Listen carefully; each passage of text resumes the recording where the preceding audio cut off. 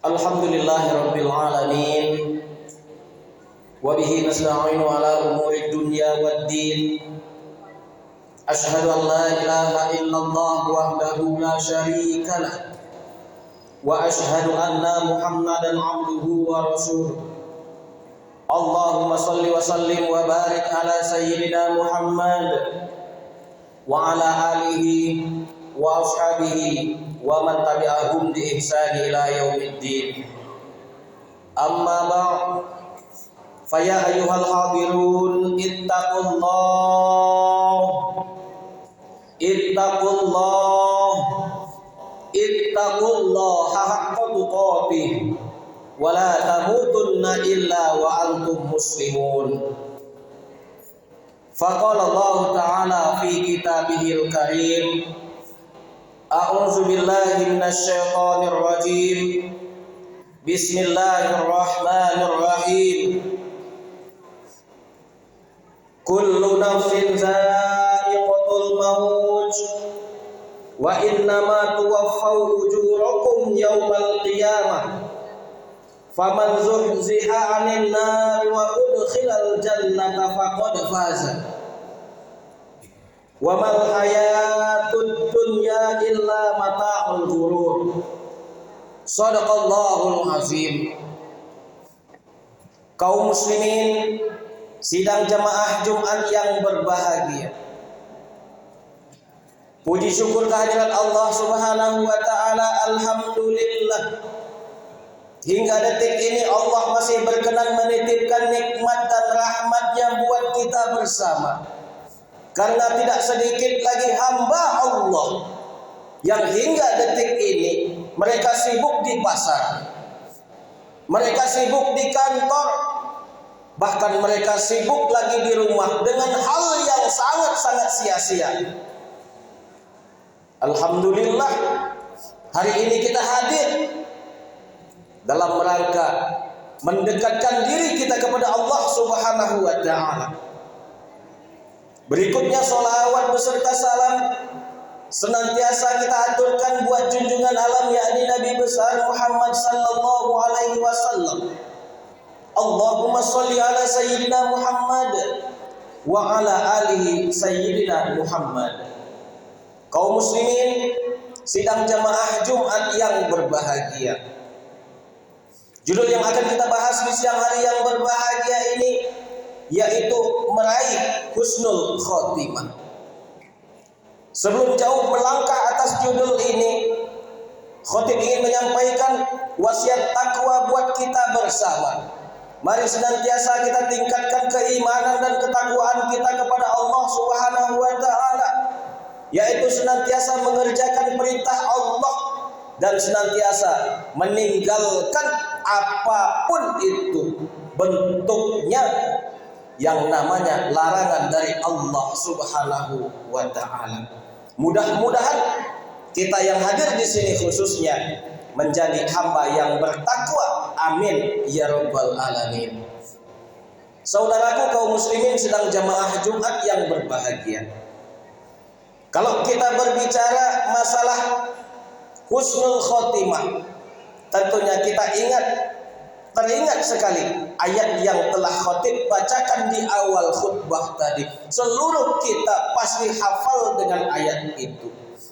Ayat tersebut tidak asing lagi di telinga kita dan di lisan kita. Kenapa? Karena di dalam ayat tersebut mengandung suatu peringatan buat kita bersama. Apa kata Allah Subhanahu wa taala yang terdapat di awal ayat, terdapat di dalam surat Ali Imran ayat 185 tersebut?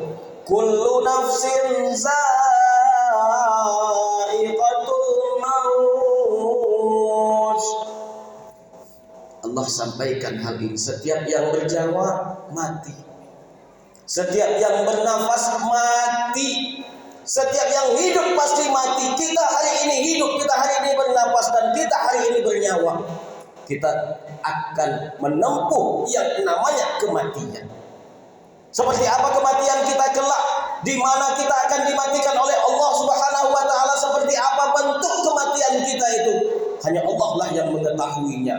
Namun kita hanya bisa berusaha supaya jalan kehidupan kita menjelang sakaratul maut itu kita mendapat ridho dan ampunan dari Allah Subhanahu wa taala yang disebut dengan husnul khotimah. Husnul khotimah itu tercermin di dalam kehidupan kita sehari-hari. Salah satu caranya adalah senantiasa istiqomah mengerjakan perintah Allah. Kalau hari ini misalnya kita senantiasa mengerjakan kebaikan dan terus kebaikan, namun ada rasa sombong di dalam diri kita, maka boleh jadi Allah akan putarkan husnul khotimah yang seharusnya kita dapatkan, Allah rubah menjadi su'ul khotimah. Dan banyak juga lagi di antara manusia yang seharusnya dia mendapatkan mati su'ul khotimah, namun di akhir hayatnya Allah berikan rahmat kepadanya, akhirnya kematiannya lah mendapat kematian husnul khotimah, kematian yang diampuni oleh Allah Subhanahu wa taala, kematian yang benar-benar baik di akhir hayat kita. Inilah husnul khotimah tersebut. Jadi jangan bangga hari ini kalau seandainya kita banyak sekali amal kebaikan kita, sedekah kita banyak, naik haji sering. Jadi kita menganggap remeh kepada mereka-mereka yang jauh dari jalan kebenaran. Hati-hatilah, boleh jadi Allah akan putarkan kehidupan kita dengan mereka-mereka itu. Saudaraku yang dimuliakan Allah Subhanahu wa taala. Lalu bagaimana caranya supaya di dalam kehidupan ini kita mendapatkan di akhir hayat kita kelak mendapat husnul khotimah? Ada 4 cara supaya kita mendapatkan mati dalam keadaan husnul khotimah, yaitu menurut Imam Sufyan As-Tsauri. Ada 4 cara katanya dalam meraih husnul khotimah tersebut. Yang pertama yaitu menjaga keimanan dan ketakwaan kita setiap harinya, supaya selalu istiqomah dalam menjalankan apapun bentuk kebaikan itu. Apakah itu kebaikan yang sifatnya besar ataupun kecil, kalau sudah kita istiqomah menjalankannya, insya Allah kita akan mendapatkan husnul khotimah. Saudaraku yang dimuliakan Allah Subhanahu wa taala, inilah fenomena di dalam kehidupan kita, saudaraku yang dimuliakan Allah Subhanahu wa taala. Terkadang di dalam menjalani kehidupan ini kita selalu lupa, kita selalu abai dengan hal yang kecil, sehingga hal yang kecil tersebut berefek besar, berpengaruh besar terhadap kehidupan kita saat kita menghadap Allah Subhanahu wa taala kelak. Kita akan dimatikan seperti apa kebiasaan hidup kita. Apapun bentuk kebiasaan kita, kita akan dimatikan seperti itu juga. Saudaraku yang dimuliakan Allah Subhanahu wa taala, makanya dari itu jagalah lisan kita, jagalah perbuatan kita, jagalah pikiran kita, supaya apa? Supaya saat malaikat maut datang menghampiri kita, kita hanya terfokus kepada Allah Subhanahu wa taala, dan ucapan yang keluar terakhir itu adalah kalimat la ilaha illallah. Barang siapa yang kalimat tersebut akhir dari ucapannya, maka pasti masuk surga. Inilah dia. Berhati-hatilah kita terhadap kehidupan kita. Ini adalah contoh kelak saat kita dipanggil oleh Allah Subhanahu wa taala. Jadi kalau hari ini semasa hidup kita suka sekali mengata-ngatain orang, ketika malaikat maut di samping kita, kita juga akan mengata-ngatain orang.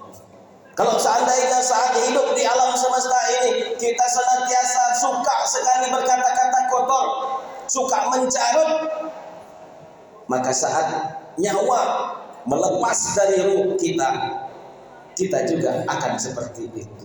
Kalimat yang terakhir tentunya carut marut yang keluar di dalam lisan kita. Namun kalau seandainya lisan kita basahi dengan kalimat thayyibah, kalimat zikir kepada Allah Subhanahu wa taala, kalimat istighfar yang senantiasa kita lantunkan, kita ucapkan di keseharian kita, maka saat malaikat maut di samping kita mengambil nyawa kita, itulah perkataan terakhir yang akan kita ucapkan. Jadi kita tinggal pilih. Kita mau yang seperti apa? Kita maunya yang bagaimana? Kita yang tentukan.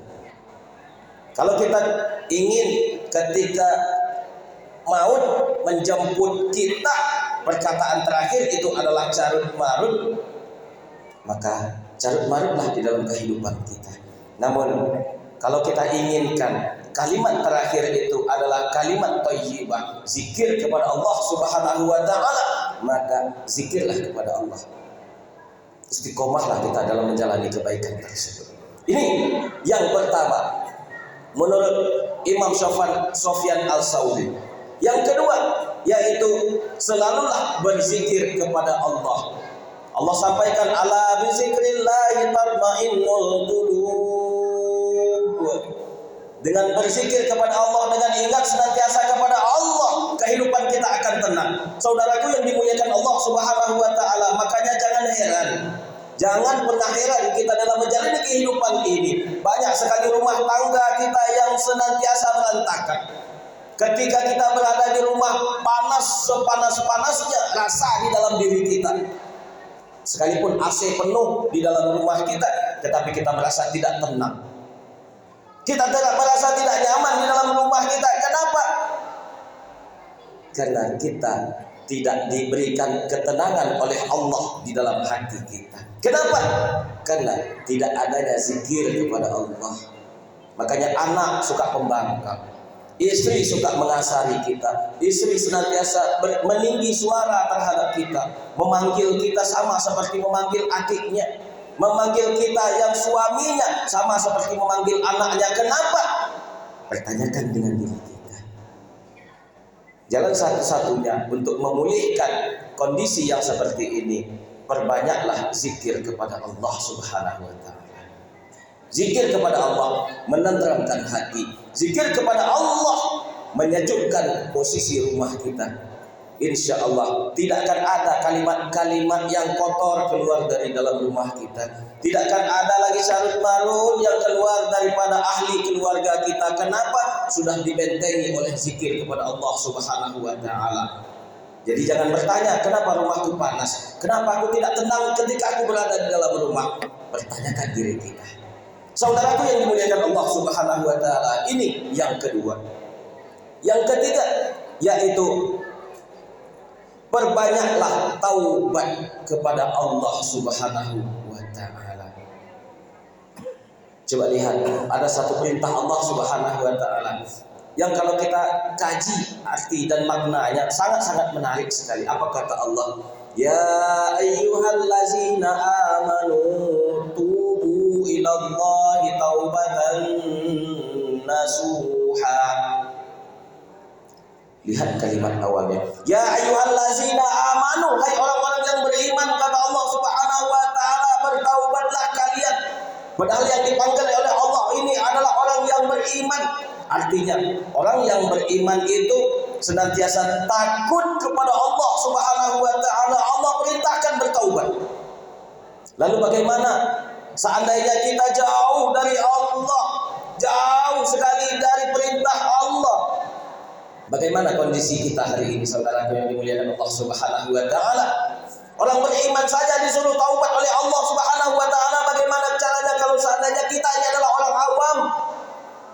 Azan berkumandang di masjid. Ketika kita di perjalanan kita lewatin. Azan berkumandang di masjid, kita sibuk di rumah dengan televisi kita, dengan gadget kita. Coba, di mana akal sehat kita kalau seandainya seperti ini kejadiannya, saudaraku yang dimuliakan Allah Subhanahu wa taala? Dan ketahuilah demi Allah sesungguhnya panggilan azan itu bukannya adalah panggilan muazzin, tetapi seruan azan tersebut adalah panggilannya Allah yang ditujukan kepada kita selaku orang yang beriman. Jadi kalau hari ini seruan azan sudah kita dengarkan, namun kita tidak bersegera diri datang ke masjid, pertanyakan keimanan kita. Kalau masih banyak lagi orang ketika waktu sholat sudah masuk lebih ramai di jalan daripada di masjid, makanya jangan heran banyak sekali musibah yang Allah timpakan ke alam semesta ini. Banyak sekali yang membangkang di dalam kehidupan kita ini. Coba kita bayangkan, saudaraku yang dirahmati Allah Subhanahu wa taala. Untuk melaksanakan sholat jamaah lebih kurang 6 sampai 7 menit saja berat sekali. Bagaimana ceritanya kalau seandainya kita bisa dikatakan orang yang beriman?